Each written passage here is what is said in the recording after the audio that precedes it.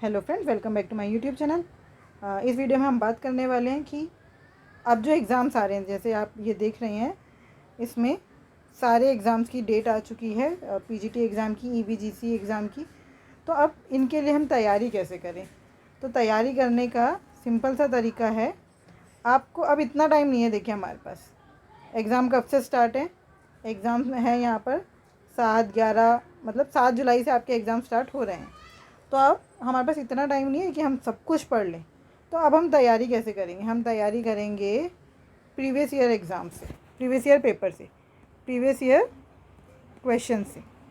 आप जितने भी प्रीवियस ईयर पेपर्स हैं ना, उनको उठा लीजिए। सबसे पहले लेटेस्ट वाले उठाइए, जो अभी हुए हैं वो सारे आपको टेलीग्राम पे मिल जाएंगे। वहाँ से मैथ्स की अलग प्रैक्टिस कीजिए। मैथ्स की तो वीडियोस मैं ही अपलोड कर रही हूँ, मैथ्स वहाँ से कीजिए। मैं पार्ट 1 की बात कर रही हूँ, पहले हम बात कर रहे हैं पार्ट 1। ठीक है, मैथ्स आता है उसमें रीजनिंग, इंग्लिश, हिंदी और जीके या जीएस बोल देते हैं। तो प्रीवियस ईयर पेपर से करना है मैथ्स भी, रीजनिंग भी, इंग्लिश भी, हिंदी भी और जीके जीएस भी। तो जैसे कि अब मैं आपको एक पेपर दिखाती हूँ जो अभी रिसेंटली हुआ है, 6 मई 2025। हम उसको देखकर डिस्कस करते हैं कि तैयारी करनी कैसे है। देखिए, जैसे ये पेपर है, फार्मासिस्ट का एग्ज़ाम है। ये फार्मासिस्ट एग्ज़ाम जो हुआ था 6 मई को, उसका सेकंड शिफ्ट का पेपर। देखिए, अगर हम रीजनिंग की बात करें, अब इतने सारे पेपर हो चुके हैं, वो सारे पेपर्स में अगर आप रीजनिंग कर लेंगे, आपकी पिक्चर्स तैयार हो जाएंगी। पिक्चर बेस्ड क्वेश्चन, ये वाले जो क्वेश्चन आते हैं ये अपने आप रेडी हो जाएंगे। इतने सारे जब आप क्वेश्चन करेंगे तो लॉजिक समझ आ जाएंगे। ठीक है, तो ये जब आप पेपर करेंगे तो आपका सारे टॉपिक जो डीएसएसबी पूछ रहा है अपने आप कवर हो जाएंगे। आपको कहीं और इधर उधर भागने की ज़रूरत है ही नहीं। ठीक है, तो ये हो गई रीजनिंग। अब जैसे सिलॉग के क्वेश्चन आप अलग अलग से कहाँ से ढूंढते फिरेंगे? जब आप पेपर्स करेंगे तो सिलॉग अपने आप रेडी हो गया।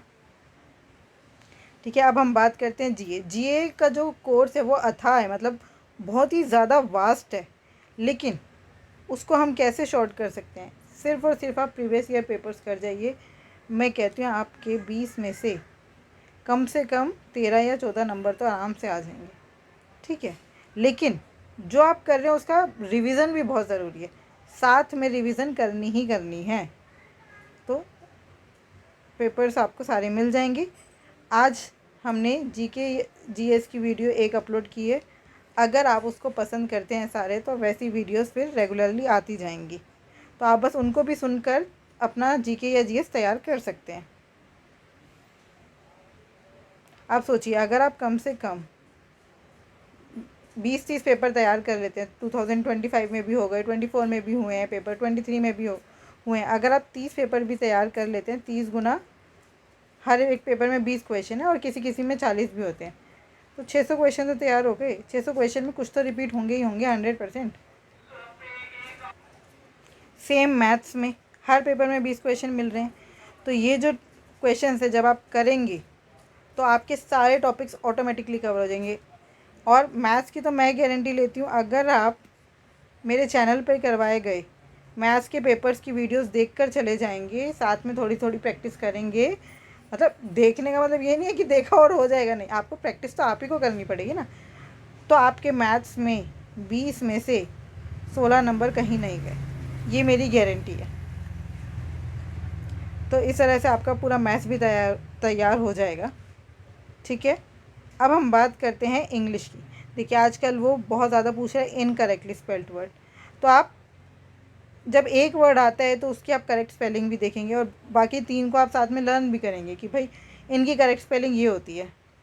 इस तरह से आपका ये जो 1 वर्ड सब्स्टिट्यूशन है, अब आप इसमें एक काम कर सकते हैं। अपने पास 3-4 शीट्स रखिए, एक पर लिख लीजिए करेक्टली या इनकरेक्टली स्पेल्ड वर्ड, एक शीट पर लिख लीजिए 1 वर्ड सब्स्टिट्यूशन, एक पे लिख लीजिए सिनोनिम्स, एक पे लिख लीजिए एंटोनिम्स। अब जो आते जा रहे हैं उनको आप इन पेजेस पर लिखते जाइए अलग अलग, और लिखने के बाद आपका एक पूरा डेटा तैयार हो जाएगा जिसको आपको एग्ज़ाम से पहले पढ़ कर जाना है। ठीक है, इस तरह से आप इंग्लिश में सिनोनिम्स, एंटोनिम्स, 1 वर्ड सब्स्टिट्यूशन तैयार कर सकते हैं। और जो भी आपको डाउट लगे उसके नोट्स आपको खुद बनाने हैं अपने पास, ताकि पेपर से पहले आप सिर्फ उस डाउट वाली चीज़ को पढ़ के चले जाओ। इंग्लिश इस तरह से होगी। अब सबसे बड़ी बात है हिंदी। आजकल हिंदी इजी नहीं पूछ रहा है DSSB, हिंदी भी बहुत अच्छे लेवल की पूछ रहा है। देखिए जैसे कि इनको क्रम से लिखिए, क्रम से तो आप लिख लेंगे। यहाँ पे पूछा गया दिए गए वाक्य भाग में त्रुटि है, कौन से भाग में त्रुटि है?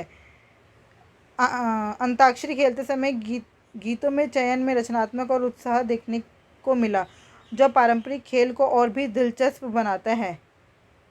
तो अंताक्षरी होती है मतलब अब आपको इसमें गलती ढूंढनी, ठीक है। तो ये आप क्वेश्चंस कहीं और से ढूंढ ही नहीं सकते, ये सिर्फ और सिर्फ आपको प्रीवियस ईयर पेपर्स में ही मिलेंगे,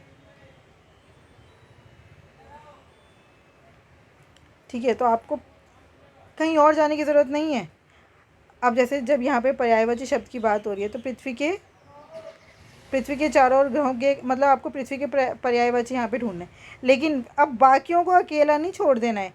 तो रवितन्या ये किसका पर्यायवाची होता है, ये आप साथ में देखिए। मदन किसका होता है, भूधर किसका होता है, इसको आप साथ में करते चलेंगे। यहाँ पे बात हो रही है क्रिया विशेषण की, तो जब यहाँ पे क्रिया विशेषण आ गया, ठीक है, तो आपको अब अकेला इसमें से यही नहीं देख लेना भाई ये कालवाचक क्रिया विशेषण है, हो गया, नहीं। अब आपको क्रिया विशेषण के टोटल कितने भेद हैं वो भी पढ़ लेना है साथ में, और हर एक का एक एग्जाम्पल आपको याद कर लेना है, समझ लेना है, मतलब ताकि कोई और क्रिया विशेषण अगर पूछा जाए तो आप उसको बता सकें।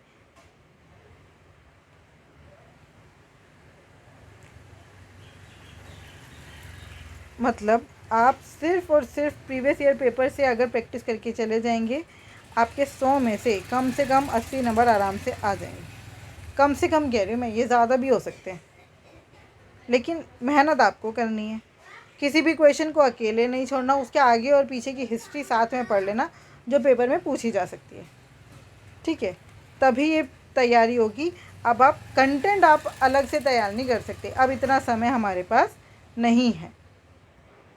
अब अगर हम बात करें पार्ट 2 की, पार्ट 2 जो आपका आएगा 200 मार्क्स का, उसकी तैयारी कैसे करनी है? मेनली मैं बात कर रही हूँ PGT के लिए, है ना। 200 मार्क्स का आता है, टोटल पेपर 300 मार्क्स का होता है। अब इसमें आप प्रीवियस ईयर पेपर तो करेंगे ही करेंगे, साथ में आप UGC नेट के पेपर उठा लीजिए, जो टेट उठा लीजिए, मतलब अलग अलग स्टेट के जो टेस्ट हुए हैं वो उठा लीजिए, उनकी प्रैक्टिस करिए। मतलब मेन है प्रैक्टिस करना। जितने ज़्यादा आप MCQ लगाएंगे, जितनी ज़्यादा आप प्रैक्टिस करेंगे, उतना ही आपका सब्जेक्ट और कंसेप्ट स्ट्रॉन्ग होंगे। Thank you. अगर फिर भी कोई डाउट है तो आप मुझसे जुड़ सकते हैं @maths PS1 टेलीग्राम चैनल पर। Thank you. Keep learning, keep practising.